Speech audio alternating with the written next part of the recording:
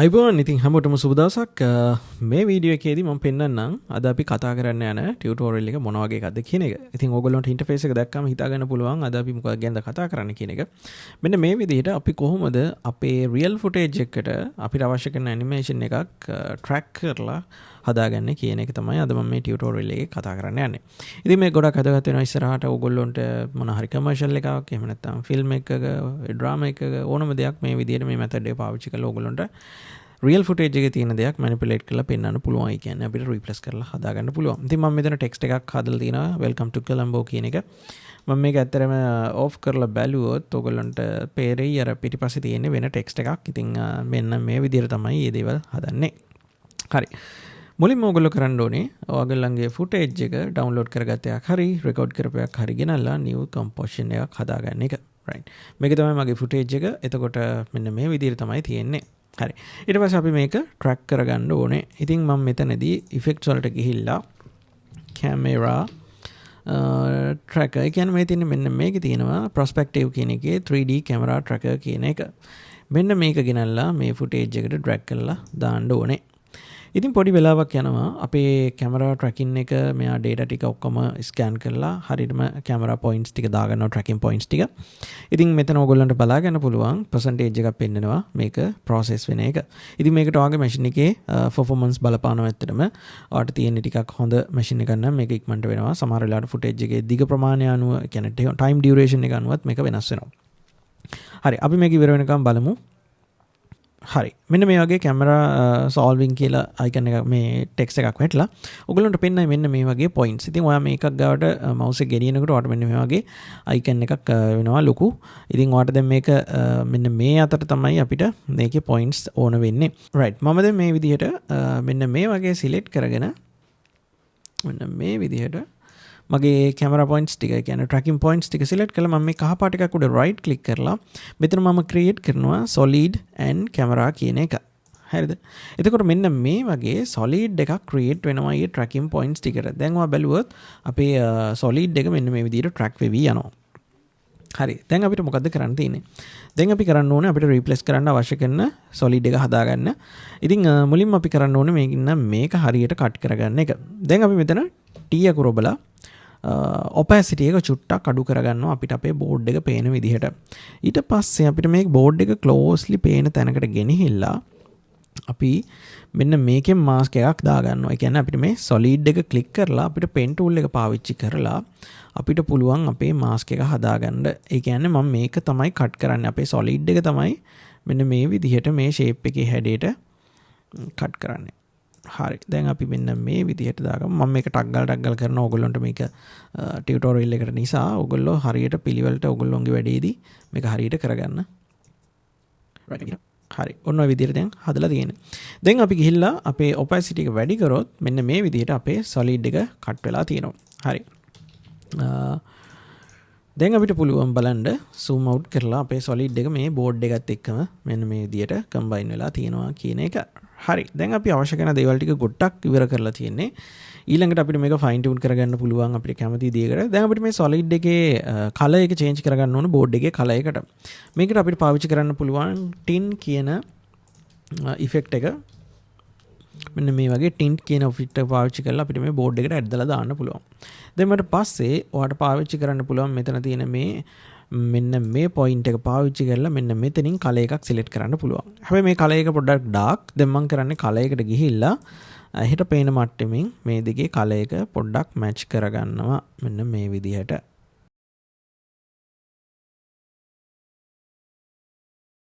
හරි දැනට මම ටියුටෝරියල් එක කන්ටිනියු කරන්න ඕන නිසා මම මේක මේ ගන්නට තියාගන්නවා.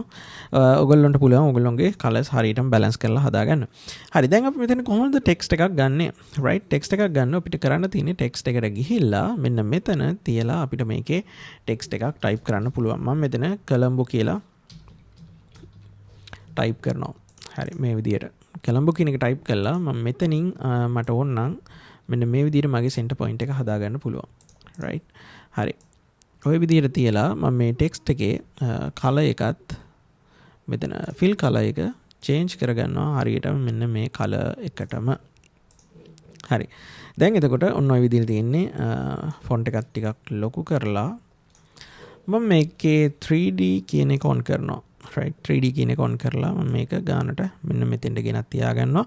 මෙතනින් මම active camera එක top view එකට දීලා මම මේක මෙන්න මේ වගේ ඉස්සරහට ගන්නවා. හරි ඉස්සරහට අරන් ආයෙ මම active 3D camera කියන එකට ඇවිල්ලා තව ටිකක් මේක ඉස්සරහට මෙන්න මේ විදිහට අරගන්නවා. හරි. ඔන්න ඔය වගේ. right.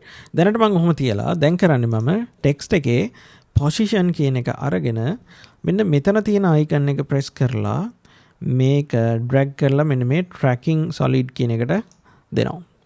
දුන්නාට පස්සේ මෙන්න මේ විදිහට මගේ text එක අර solid එක parent එකක් විදිහට ගන්නවා. ඒ කියන්නේ මෙන්න මේ solid එකේ තියෙන positions data මගේ මෙන්න මේ text layer එක follow කරන්න පටන් ගන්නවා. හරි. ඒක තමයි අපිට මෙතනදී වෙන්නේ. දැන් අපි කරන්නේ අපිට අවශ්‍ය කරන විදිහට මේ text එකේ position ඒ කියන්නේ scale එක ඒ වගේ දේවල් හදාගන්න එක.